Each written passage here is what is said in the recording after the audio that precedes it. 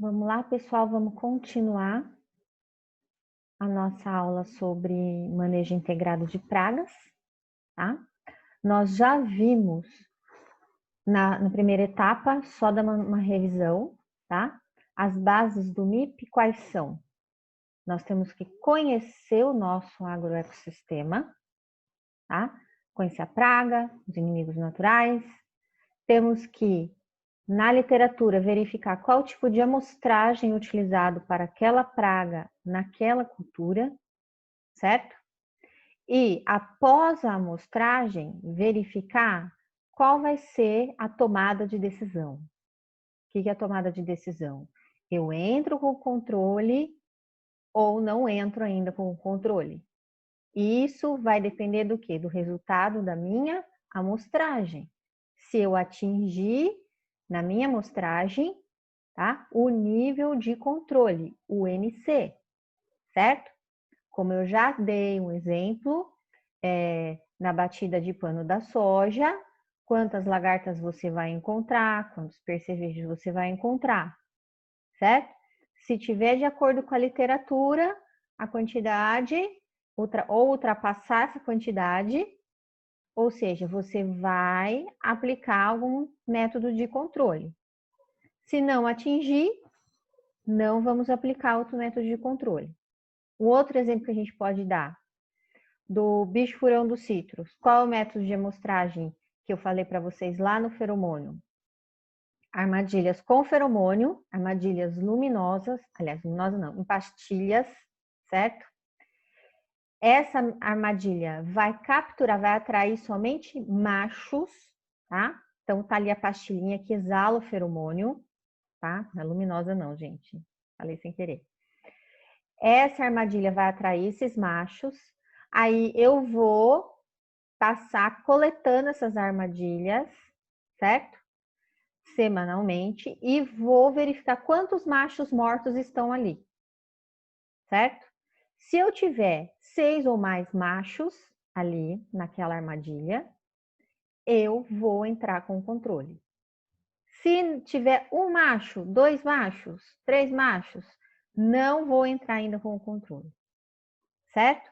Então, assim, só uma revisão do que a gente falou na aula passada, na primeira parte do MIP, certo? Então, vamos dar início a mais uma etapa aqui que a gente vai começar a falar. Bom, aqui é meio revisão, tá, gente? Eu já devo ter comentado com vocês em algum momento lá na entomologia. Injúrias provocadas pelos insetos. Nós temos aqui os danos diretos, que é quando a praga ataca, tá, a parte da planta que realmente vai ser comercializada. Tá? Então, um exemplo aí. Acabei de falar do bicho-furão, né? O bicho-furão ataca o fruto que vai ser comercializado. Então, aí é um bom exemplo de dano direto. Dano indireto, quando a praga ataca a raiz, tá? Dessa mesma laranjeira, certo? Vamos supor, nematóide, tá? Você vai ter o dano indireto, ou seja, toda a produção vai ser prejudicada. Porém, a praga, ela está em um local que não vai ser comercializado. Então, nós temos também a injeção de algum tipo de toxina que pode ou apodrecer o fruto, ou apodrecer a raiz, certo? Então, pode ser que tenha algum tipo de inseto que possa injetar algum tipo de toxina ali que possa prejudicar a produção dessa planta, tá? De maneira geral, isso é um pouco mais raro de acontecer, mas pode, certo? Então, a injeção de toxinas também pode ser um tipo de dano. E a transmissão de patógenos. Esse aqui, no meu entender, é o mais complicado. Tá? Aqui nós temos exemplos muito importantes, principalmente na cultura dos citros. Tá? Então, nós temos aqui a CVC, tá? Em que as cigarrinhas, várias espécies de cigarrinhas, transmitem a bactéria Xylella fastidiosa, certo? E também temos o greening, ou Huangombling, em que o Psyllium diaphorina citri, também vai transmitir a Candidatus liberibacter, tá? Então, aqui nós temos a transmissão de um patógeno por um inseto, ok? Então, todas essas injúrias podem acontecer, tá? Falei o exemplo de nematóide, tá, gente? Aqui tá inseto, mas o nematóide também tá incluído aqui no tipo de pragas, tá? Então, um outro tipo de inseto que pode, também um tipo de cochonilha que ataca a raiz. Então, aí um exemplo, eu dei o exemplo do nematóide, mas podemos também aplicar para os insetos, certo? Ixi, travou. Escolha do sistema de redução populacional, que nada mais é que controle, tá? Então, a gente pode utilizar os métodos culturais ou uso de práticas agronômicas. Então, aqui a gente pode utilizar os métodos culturais como a rotação de cultura, podemos utilizar a própria aração e gradagem, que é o manejo de solo, que também vai contribuir para eliminar as pragas, tá? Porque expõe todas as larvas, todas as pupas, os insetos, os pássaros vêm comendo essas larvas que estão expostas. Então, qualquer tipo, né? Colocar uma cultura que é uma cultura armadilha, né? Algum método, alguma planta que sirva também de quebra-vento ali. Então, todos esses métodos que são chamados métodos culturais podem ser utilizados. Uso de variedades resistentes. A gente já teve a parte de resistência de plantas, extremamente importante. Então, o melhoramento genético para se criar uma variedade resistente é um método de controle, no meu entender, é o melhor método, tá? Embora seja bem difícil a gente chegar seja numa variedade ideal, mas se a gente for analisar é o melhor método, porque você planta e fica sossegado, né? Porque não vai pegar praga. Destruição dos restos de cultura. Então, isso é bem importante, porque se você deixa, né, alguma, como diz o pessoal, costuma falar de tiguera, né? Alguma parte ali jogada pode servir de como se berçário da praga. Então, aquela parte ali que não foi destruída, que ficou lá jogada no campo, pode ter ovos, pode ter larvinhas. Então, isso vai contribuir para a praga continuar naquela área, tá? Então, se for destruir, tem que destruir tudo, levar tudo embora, tá? Não, dá fim nisso, porque se ficar ali, vai servir como se fosse um berçário da praga. A aração do solo está, né, incluído, como eu já falei, no método cultural. A aração do solo vai expor todas as larvas e pupas e os pássaros vão começar a predar. A poda ou desbaste, então isso é bem utilizado principalmente para frutíferas, né? Você poda todos aqueles galhos que estão infestados de uma cochonilha, de um pulgão, né? Mas volta a falar, tem que levar embora. Não adianta também podar e deixar debaixo da árvore, né? Então, isso também é um método de controle. Adubação. Adubação é um ótimo método de controle, porque uma planta bem nutrida, pessoal, ela vai ser mais resistente ao ataque das pragas. Alguns trabalhos, né, da literatura dizem que uma boa adubação de potássio faz com que a planta se veja livre das pragas, tá? Porque reforça a parede celular. Porém, uma adubação exagerada de nitrogênio vai favorecer a maioria das pragas, porque vai favorecer o que a gente chama de aminoácidos que ficam livres. Isso vai servir de atrativo e de alimento mais fácil de ser digerido de ser captado, né, pelas pragas, principalmente as sugadoras. Limpeza da cultura. Então, a cultura tem que estar bem cuidada, porque se você deixa, né, qualquer outro resto de cultura anterior ali, também pode servir de berçário para a praga ou outras pragas que possam também vir atacar a cultura que está em andamento, tá? Então, ou seja, limpar tudo antes de entrar com a cultura que você quer. Manejo da água, irrigação ou drenagem. Então, aqui a gente tem que, é um caso bem específico de certas pragas, né? Pragas do arroz, principalmente, que tem o arroz irrigado, né? Em que a água, ela pode ajudar a combater algumas pragas, tá? Então, uma irrigação por aspersão, ela pode lavar os ácaros, né? Lavar ovos de algumas pragas. Então, isso daqui também vai servir como um método de controle, tá certo? A gente não pode confiar totalmente nisso, né? Mas que ajuda, ajuda. Uso de culturas armadilhas, ou seja, você planta, tá?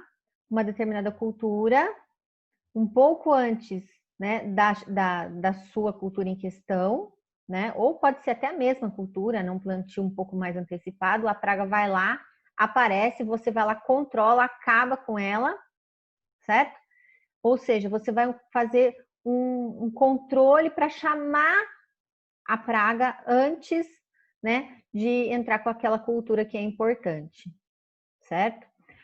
Isso, e tem um exemplo bem legal, pessoal da Florestal, das árvores armadilhas da vespa da madeira, né? Onde se estressa algumas árvores, depois eu vou falar disso certinho, para atrair a vespa para essas árvores, certo? E aí, nessas árvores estressadas, aplica-se o nematóide, que é um parasitoide da vespa. Tá? Então, isso é o melhor exemplo, né, de armadilha, né? Eles falam que são árvores armadilhas. Manipulação ou destruição de hospedeiros alternativos. Ou seja, se você tira uma cultura, porém você planta em seguida uma outra cultura, ou planta ao lado, uma cultura que tem como praga, né? A mesma que é o problema na cultura que você acabou de tirar. Ou seja, você vai criar uma alternativa de sobrevivência para a praga. Então a praga vai estar sempre por ali, por ali. Aí quando chegar a cultura importante, a cultura que você em questão, a praga já está lá. Ela só está esperando começar a aparecer o que ela quer para ela já imediatamente mudar e atacar a cultura mais importante, que é a cultura economicamente importante. Então, não deixe, né, nenhum tipo de planta que possa ser hospedeira da praga. Até mesmo planta daninha, viu, gente? Não estou falando só de cultura, não. Às vezes, alguma planta daninha pode ser hospedeira, né, da praga e ser uma alimentação alternativa para aquela praga. Métodos mecânicos. Então, aqui nós temos a destruição manual. Isso ocorre muito na broca gigante da cana. O pessoal vai lá com os garfões e vai começar a pegar essas lagartas na mão, ou em hortas, muito comum também. Uso de barreiras, ou seja, principalmente cerca viva, que impede disseminação de ácaros, isso é muito utilizado. Armadilhas, então já falei aí da armadilha do bicho-furão, mas a gente pode utilizar a armadilha, agora eu tô falando certo, luminosa, né, para atrair e coletar um maior número de espécies, né, de espécies não, de número de pragas, né, do inseto praga, para tirar ele da área, né? Então aí é a cultura armadilha, né, que a gente fala. Mais ou menos a luminosa, ou pode ser de feromônio também, certo? Vai tirando os machos e, como não tem macho, não vai ter a segunda geração, né? Para fazer a cópula com as fêmeas e ter uma nova geração da praga. Esmagamento de insetos, isso é mais assim para a horta mesmo, áreas bem pequenas, mas pode ser utilizado. Falando dos métodos físicos, nós temos aqui o calor, ou seja, aquecer, né? Isso acontece muito em frutas, né? Para exportação, ou seja, eles jogam a fruta numa água quente para o que tiver lá dentro morrer, certo? Embora isso pode sim afetar o sabor da fruta, né? Dizem que a manga, você come manga na Europa, ela tem um outro gosto, não tem o mesmo gosto daqui. O frio, né? Também pode ser utilizado, tá? Colocar essas frutas aí em câmaras frias, né? Para realmente eliminar o que se tiver alguma coisa ali, um ácaro, uma broquinha ou qualquer outra coisa, Isso é bem utilizado em métodos legislativos, ou seja, você tem que fazer para exportar essas frutas aí. Umidade também, a energia, que eu já falei da luz, a armadilha e regulação da luz, né? Que vai atrair esses insetos e acaba sendo um método físico, tá? Ou então atrair para eles caírem na água, né? Também é um outro método, usando aí umidade, né? Ou seja, você joga aquela água, fica jorrando aquela água, eles são atraídos, caem naquela água e acabam morrendo, ou podem cair em uma água misturada com inseticidas, que é o caso da armadilha da cigarra do café, né? O som também pode ser utilizado. Eu acabei de falar da armadilha da cigarra do café. Elas são atraídas pelo som, tá? O som do quê? Do canto da própria espécie, canto da cigarra da própria espécie, certo? Então, lá na cultura do café eu vou falar disso também. Radiação ionizante. Então, a radiação está sendo bem utilizada, gente, para esterilizar machos, principalmente mosca das frutas. Esteriliza-se esses machos em laboratório, através de radiação, e solta-se no campo. Eles vão copular com as fêmeas? Vão, mas essas fêmeas não vão, digamos que, engravidar. Ou seja, a próxima geração não vai existir. E métodos biológicos, tá? Então, nós temos aqui proteção e fomento dos inimigos naturais, ou seja, utilizar produtos seletivos, certo? Para manter os inimigos naturais no campo. Comprar esses inimigos naturais, que já tem biofábricas para isso. Introdução, aumento artificial e colonização de inimigos naturais, ou seja, podemos trazer de fora, de um outro país, esses inimigos naturais e colocar no campo, né? Multiplicar em laboratório e colocar no campo.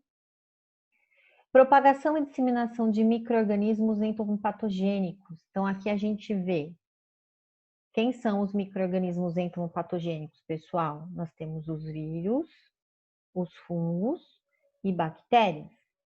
Então, nós temos a bactéria Bacillus thuringiensis, fungo nós temos o Bovéria baciana, tá? Ou Metarhizione zopli, que é bem utilizado, tá? Em várias culturas, progonípteros, do eucalipto, está sendo bem utilizado, tá? Então, nós temos uma gama de micro-organismos que já foram estudados e que têm já uma indicação para determinada praga, certo? Métodos genéticos, né? Então aqui, ó, propagação e liberação de insetos estéreis ou geneticamente incompatíveis com a população no campo, utilizando o que? O que eu acabei de falar, radiação ionizante. Métodos regulatórios ou legislativos, então aqui a gente tem, né, uma palavra bem utilizada ultimamente, quarentena, ou seja, tudo que vem de fora, gente, tem que ficar no laboratório de quarentena para ser estudado, são feitos vários testes para depois realmente ser disseminado, tá? E programas de supressão e erradicação, ou seja, evitar, né, se por acaso entrou alguma praga, evitar que isso se dissemine, tá?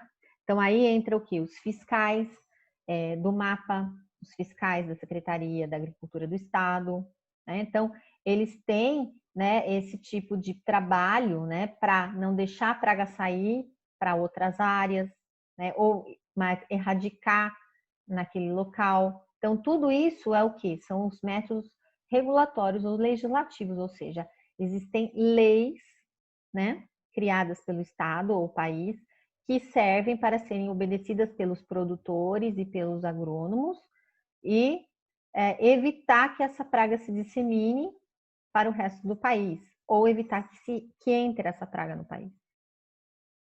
Tá?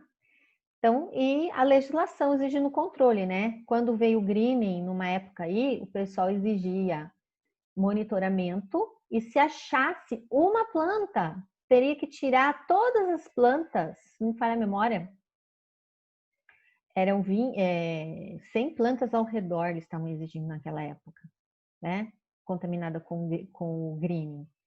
Então, ou seja, se o produtor não fizesse isso, ele levava uma multa, tá? Então, assim, existem casos em que, quando é uma praga muito difícil de controle, como é o greening, até hoje, né? Entrar com esses métodos bem radicais mesmo, para que isso não se dissemine. E aqui os métodos químicos, né? Que eu acho que todo mundo entende mais, né? Então, nós temos aqui atraentes, repelentes, né? Tudo que usa alguma substância que atrai, que repele, né? Os esterilizantes, ou seja, que vão esterilizar aí, ó, radiação ionizante também entra aí, né? Ou algum produto também que esterilize. Inibidor de crescimento, modificadores de comportamento, que aí entra também os feromônios, né? E os inseticidas, que a maioria atua onde? Que a gente já viu? No sistema nervoso, tá? No sistema respiratório pode atuar, que é o caso das iscas formicidas, atua nas mitocôndrias. E no sistema digestório, né, que é o caso do BT, tá? Que não é químico, mas é um inseticida, certo? Então, existem uma gama aí de vários inseticidas que podem ser utilizados, mas a grande maioria atua no sistema nervoso. Por isso são tão perigosos para nós também, humanos. Conclusão. De uma forma ampla, o manejo de praga consiste em determinar como o ecossistema precisa ser modificado para reduzir sua população a níveis toleráveis, ou seja, abaixo do limiar econômico, ou seja, você controla, tá, essa população antes dela chegar a dar prejuízo para você. Aplicar o conhecimento de biologia e tecnologia para promover a modificação necessária do ecossistema, ecologia aplicada.